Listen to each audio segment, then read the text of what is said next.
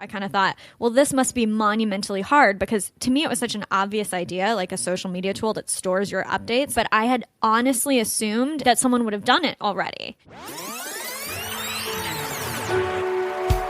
Hey, podcast listener, even if you are alone in your entrepreneurial journey, know that today, right now in your earbuds, you are joined by thousands of entrepreneurs from all around the globe seeking to grow better, more profitable, location-independent businesses. If you'd like to learn more about what we do and download our entire back catalog, check out tropicalmba.com.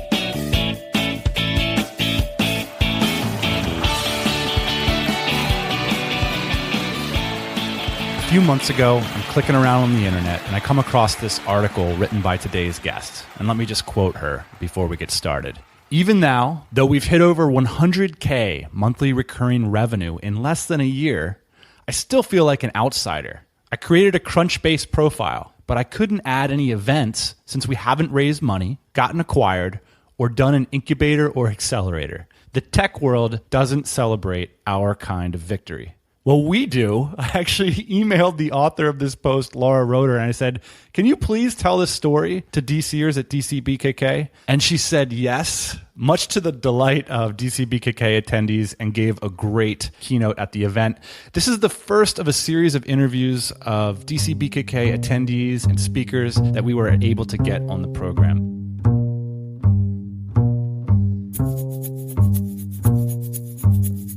I want to hear a little bit of the backstory of MeetEdgar because, Laura, you had this personal brand online for a long time, and then now you have this brand where I don't see your face. Right. And so, tell me a little bit about the motivations to create this other brand. I think I know what some of them are, but you were telling me earlier today, like I had this idea about getting away from my business and making more money. And so it seems like with the consultancy agency, it's much harder to do that. Yeah, it was very deliberate to move away from a personal brand. So with my info product business, it was all about me as I'm Laura, I'm friendly, I'm teaching you about social media.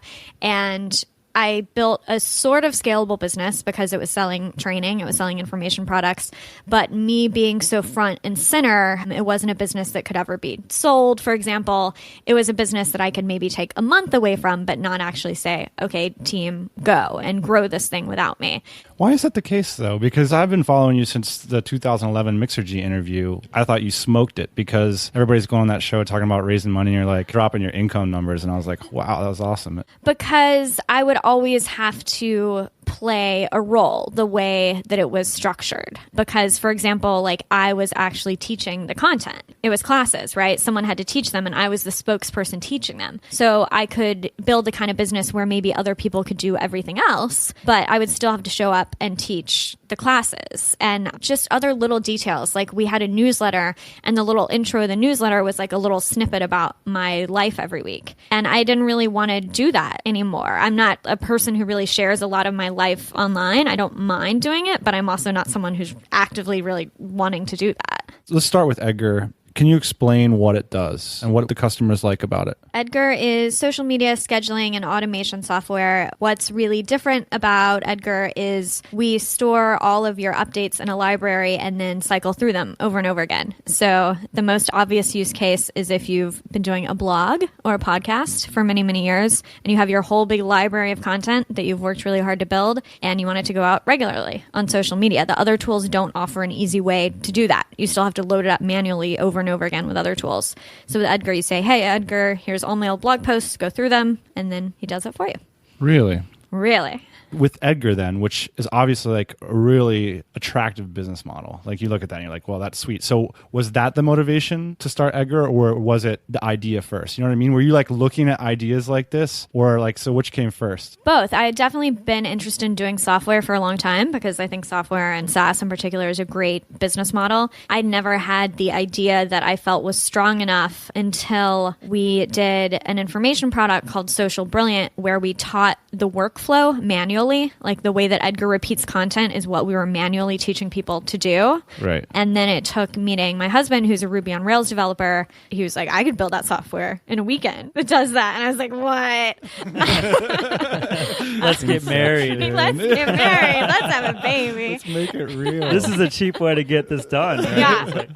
Exactly. Like I had sort of thought about it being software, but I had honestly assumed that someone would have done it already. Not being a Ruby on Rails developer, not being a software developer, I kind of thought, well, this must be monumentally hard because to me it was such an obvious idea, like a social media tool that stores your updates. Why do you think that no one's done it? The storage part is so bizarre to me that other tools don't do Why at haven't they least copied you? store them. I'm sure people will copy us more. It's a little more difficult to copy than you initially think because Edgar runs on a totally different paradigm for how to send out your social media because other tools, if you're not uploading it to a library, how are you going to do that algorithm of sending it out over and over again? Once you start thinking it through, it's sort of complicated. So I want to back up just a second here because we're getting into Edgar and it's an amazing product and everything, but this lead up to me is fairly interesting. So all of a sudden you have this amazing business, but really you'd been working for 7 to 10 years before to get to this point where all of a sudden this aha moment happens. Yeah, absolutely. And building something that I could step out of was extremely deliberate. For me, it was really motivated by having kids. I have an 8-month-old now, and I've always known that I wanted to have kids. And when it happened, I wanted to be able to take off for months at a time and have a lot of flexibility with how I ran the business. So I have had this very deliberate progression of moving from design to consulting to information products, which I did for many years because it is a more scalable model than consulting. And I built it to a degree where I wasn't running all the day to day, but it was something that I definitely couldn't just say, I'm gone for 6 months. And not only is it going to exist, but it's going to thrive without me. That was a big goal for me. I want what I think of as like a real business with a real team where I'm going to go away and it's not just going to sort of coast and they're not going to like, oh, I hope they don't burn it down, but they're actually going to make it better. You've been doing it for just over a year. Do you feel like that's possible now? Like theoretically. Yeah. Yeah? Yeah. I mean, that's what we have. That's exactly what we have on the team now. So why do you think this happens? When you built your first product, you probably had a dream there, and your second product, it was a dream, but unfortunately you were wrapped up in it. I mean, when you built LKR, did you think, this is my dream, and then you got there and you thought, well, this is my dream, but plus I want this. So now that you're at Edgar and you're getting to leave, do you have another dream in mind, or is this kind of the end goal? I think I see things in much smaller steps than that at the time.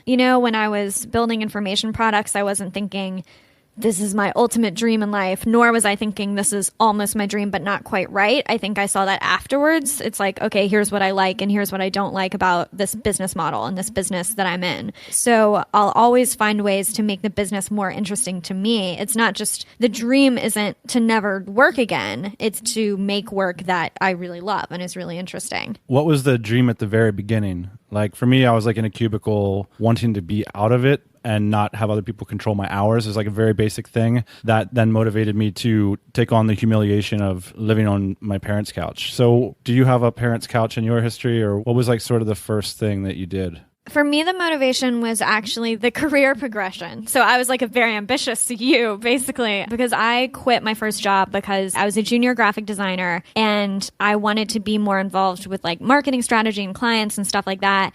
And I saw that I had this long ladder ahead of me that I had to climb, this 10-year like junior designer, senior designer, creative director. And I was like, well, if I quit and I work for myself, I'll do all the parts of the business from day one. And I thought that sounded really, really interesting and much more interesting than just being a designer. So that was my big motivation. That's a huge leap. Yeah. How did you do that? When you think about it, design is really creating a lot of entrepreneurs. I'm over here. I have the same story, right? It's like you see this ladder and you think like, I'm not going to go through all that. People like lawyers probably go through the same thing. They say like, oh, a partner, it's going to take me 15 years. I'll just start my own law firm tomorrow. How about that, guys? Really? So you looking at all this and you're like, I'm just going to start my own thing. No big deal. Who planted the idea? I grew up in a family that ran a business. So I think that was a huge mental shortcut for me. So my dad is an architect and my mom kept the books. Mostly just he had employees for a time, but then like... Cooked the books or kept the books? Kept the books, oh, okay, didn't cook the books. And so I think that made it a lot easier for me because it didn't seem so crazy to me to work for myself because that's how my family had always made money growing up. And my dad is very different from me. Like I wouldn't call my dad an entrepreneur. He's someone who loves his craft. He loves being an architect and he loves getting to do that all the time and working with clients that he likes and things like that, where I like building the bigger business and building the bigger team. So I didn't have the exact model of what I'm doing now, but I did have the model of working for yourself is not the most insane thing in the world. So now you're working in Edgar, and I think you told me a number, I can't remember what it is, the amount of hours that you work per week, but you're basically in charge of marketing. Yeah, I work 20 hours a week. Okay, so you work 20 hours a week, but you're basically doing your dream job or what you imagined yourself as that junior designer. You're actually doing it for yourself. The company is yours. How do you view this marketing position now? Is it something that you think you'll stick with?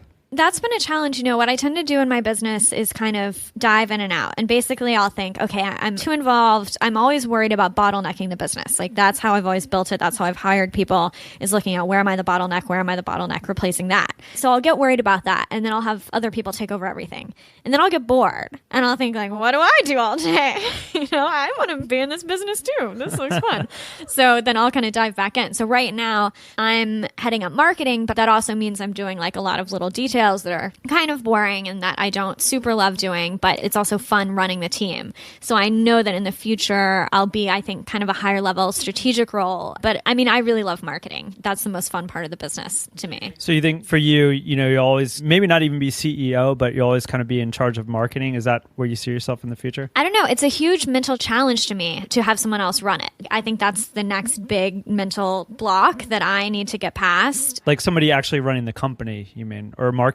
Running marketing, actually. Yeah, I can picture someone running the company. Well, because there's a woman who runs like the day-to-day operations of the company already. So I see her as running the company in a lot of ways, and she makes a lot of high-level decisions as well. So that I'm like, oh, Sarah can do that. I thought you were going to say money. Sarah can do that. But the marketing, like having someone totally make all the strategic decisions is hard for me to imagine. Because you're so good at it, right? Yeah, but that's like, I know logically I'm not the best person in the world or like the only person who's good at marketing. Right. Yeah, it's the same thing that happens with the design stuff, right? So it's like you start off as a designer and you think only you can design it, and then, you hire somebody and then they start doing the graphics, like, wow, this lady's better than me. There's this theory that Vern Harnish has that he says in companies that are like 50 people or below, how many people work for? We have 13. 13. He says that what ends up happening is like the strength of the founder ends up being the weakness of the company. So your company could potentially have a bad marketing department because you're such a great marketer. Wait, I don't understand. Why does that happen? I guess the founder doesn't make it a priority to externalize that skill set. Yeah, I could see that. Imagine it happening a lot with like really good salespeople.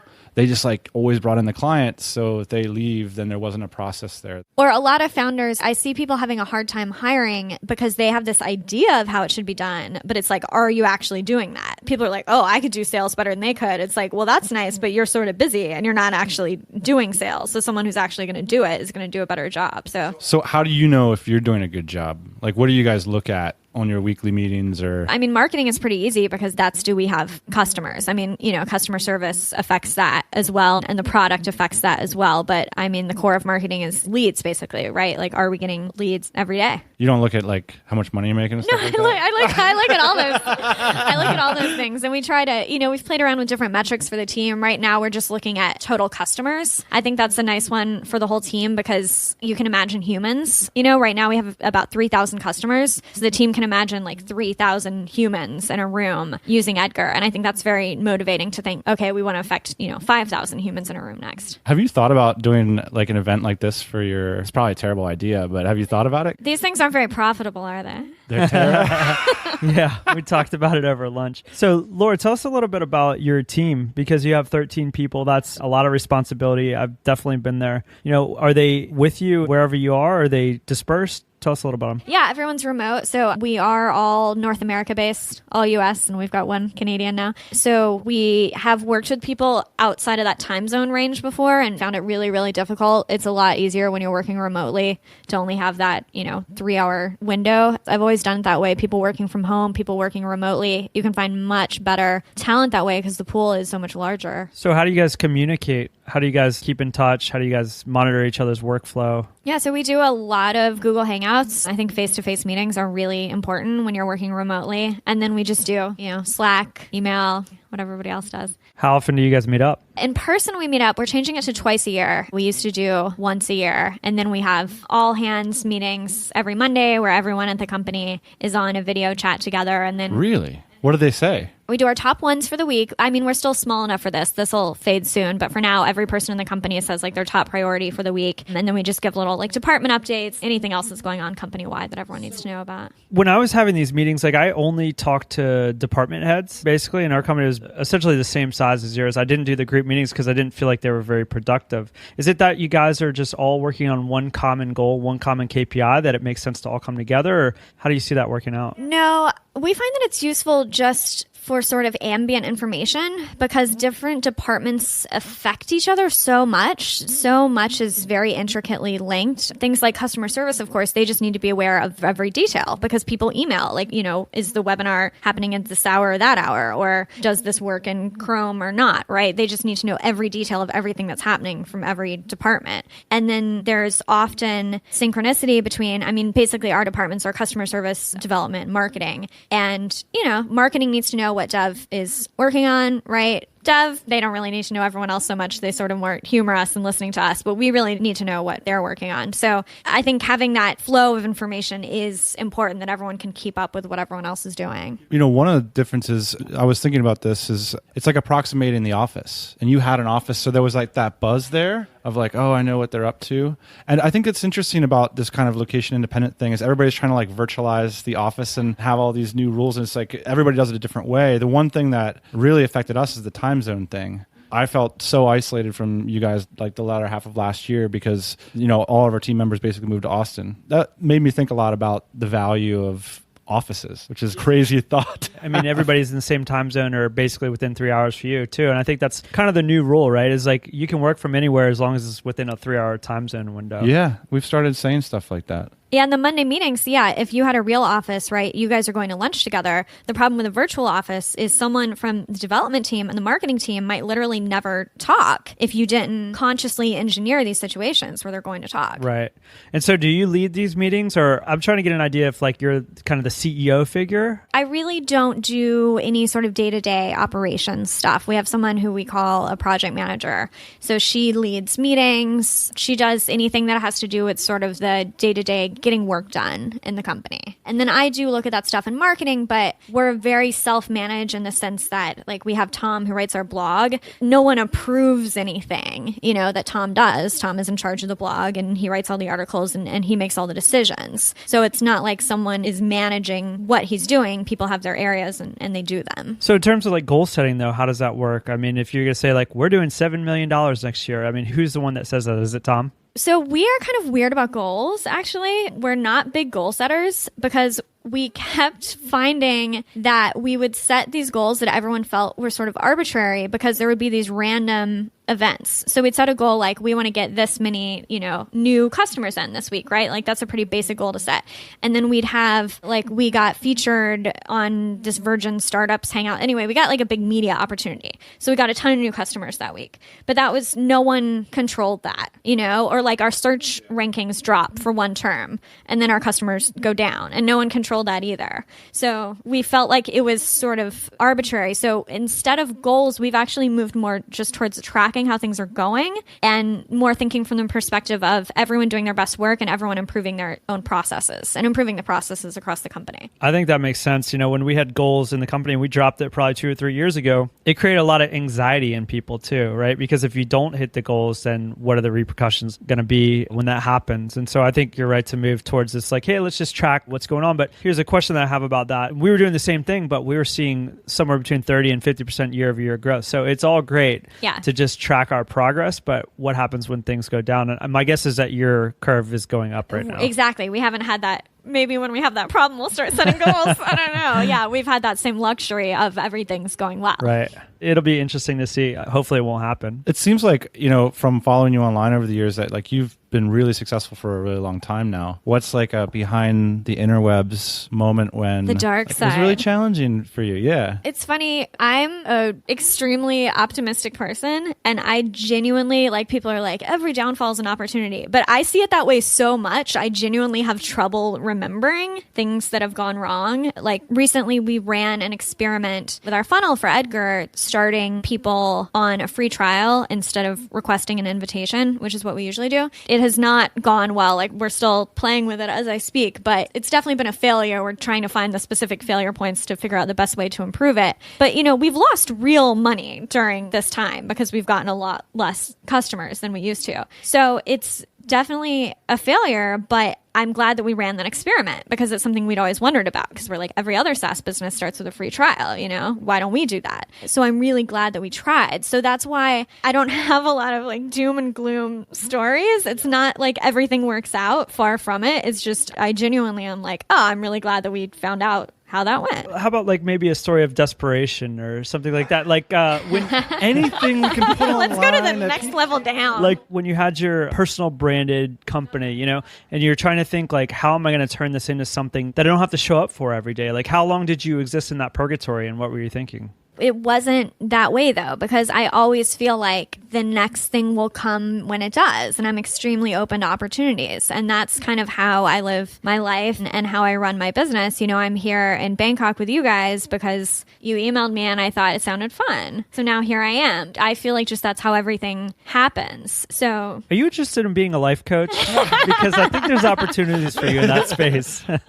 It just really is how I see things. So I actually try not to stress about figuring things out. I just have never found, it's like when you're in that feeling like you're spinning your wheels and you're like, what's it going to be? What's it going to be? I don't know if that works for other people. It doesn't work for me. It just makes me upset, but it doesn't produce any good answers, where being more in the space of like, all right, let's see what unfolds. So I don't go to conferences. And I know that you go to a handful of conferences. Like, tell us about how that works. Tell us about the conference game. Like, how do you choose what to go to? And do you have a few stories of like people that you bumped into that it ended up being a really good thing for you? By the way, here, before you answer that question, the only reason Laura told me that she came to this conference is so she could convince us to be on the podcast, because there's this long banter that's been going back and forth, the pre-show where Laura swears that she asked to be on the show and twice. And y'all said no. You didn't even not write back. You were like, no. We said no. You said no. Hold on. Specifically we or Dan? I think Dan. Did I say no, or did I use a bunch of words that approximated You used a bunch of no? words. Okay. You were just like, nope. Although actually that might have been better. So it wasn't on purpose. I just want you to know, at least for me, obviously I didn't say the no. It was Dan that said no. I didn't CC you on that one? No, you didn't CC. But she's here now. So you came to this conference, and you told me this before when we met at MicroConf, that you go to a bunch of conferences. And what's the reason for that? Well, I'm going to get real serious here with this one. I've thought about this a lot since Scott Densmore passed away. I'm sure a lot of people listening, knew Scott's work if they didn't know Scott. So Scott is someone that I met through conferences. I think I first met him at World Domination Summit. And when he died, Chase Reeves wrote a blog post, and it said, Scott was a friend who, if I invited him to my wedding, he'd be at the internet friends table. And he said, but actually, if I think about it, most of my friends would be at the internet friends table. Oh, so it was so sad when he passed away. And that really struck me. You guys are internet friends, and now we've gotten to hang out a little bit, right? And so many of my friends I've met at conferences. And I think I've sort of in the past felt like this is sort of silly that I like to go to conferences, like it's sort of like a waste of time and money. And with Scott, it really made me think like it's really not silly at all. I've met some of the most incredible people in my life and some really close friends because we all, run businesses or digital nomads or whatever. And this is a really important way for me to spend my time. Like, being around friends. That's a great way to spend your life, It really made me reflect on that. And I like being around interested, like-minded people, and conferences can be a great way to find them. We've been criticized before, actually, for the DC and the conference. It's like, oh, yeah, that's just Dan and Ian hanging out with 250 of their closest friends. Yeah. It's like, yeah, that's exactly right. It's one time a year where we can all get together and everybody gets to see each other again and just really stop what they're doing in their business and say, like, hey, these people are important to me. I might only get to see them once or twice a year, but like this is a relationship that I want to keep going forward. It's reassuring to hear you say that, because that's exactly the feeling that I have being here. And I wasn't sure if it's just me hanging out with my friends, but I definitely have felt that this week, like I was just like, I'm having so much fun right now. This is great. I want to ask you a question. I'm curious about your reading habits. Yeah. I want to know what books have inspired you or what blogs that you enjoy reading. I definitely read a lot of business books. My husband makes fun of me because he's like just now kind of started. I'm always like, read it. I'll tell you what's in it. That one's no good. So I've read, I would say, just about all the classics. Like he was asking me the other day, he's like, do you know about this book called Positioning? And I was like, every marketer has read Positioning. I'm like, I'll tell you the 7 things that are in it. So yeah, I enjoy a good business book. I'm a big Vern Harnish fan. Actually, you mentioned Vern earlier. I love business books and I love memoirs. Not like celebrity memoirs, just those kind where people just sort of tell the story of their life. I used to not read any fiction at all, and now I'm trying to like not just read business and marketing books. But I love, I watched actually something on the plane that's like my absolute favorite. It was this documentary about this woman that started a fruit import company. Her name is Frida, and she was a pioneer of women in the fruit industry. Wow. I was very inspired. Did you cry? I didn't cry. Because do you know how easy it is to cry on an airplane movie? Oh my gosh. I almost cried this flight. And I almost cry every flight. It doesn't matter if I'm watching. I could be watching an action film and I'll almost cry. Jason Statham or whatever his name is, he like gets shot. Something about it. You're like right in front of the screen, and I don't know what it is, but there's something very important in this movie, which is just that she was the first one to package produce like with branding on it. No one had done that before. Like she put her brand on the produce, and she coined kiwi fruit. They were called Chinese gooseberries, but they come from New Zealand, so she's like, no one's gonna buy a Chinese gooseberry. Let's call it kiwi fruit. So I love learning about other industries because you always get little ideas like that. You always hear like, they hadn't done packaging before. That's so interesting, because I think that's what it's all about, doing things in your industry that other people aren't doing, but it can feel so scary and people act like you're so stupid for doing it. They're kind of like, no, everyone knows this is the way that it's done. Is there something you're doing like that with Edgar right now? I mean, marketing it, I think, is the biggest thing we're doing. Like, I've definitely taken a lot from the internet marketing world and put it onto software. And, building a list, like I was saying, most SaaS, you just go to the website and you can start a free trial, but there's no like sign up for our list and get ongoing information, which is just sort of huge, like online marketing 101. And It's been really valuable for Edgar. A lot of people aren't doing that. If you were walking down the street listening to the Tropical MBA podcast, who would you be most delighted to hear as a guest? So I know Derek Sivers was at one of your conferences. Have you had him on? Not yet. I love him. Yes. He would be a good guest. Absolutely. That's a great suggestion. We should get Derek on the show. He'll probably say no. He has that great blog post about basically saying no to, that's going to be tough to take. It's going to be tough if he says no. Yeah. Thank you, Laura, for joining us on the show. Thanks.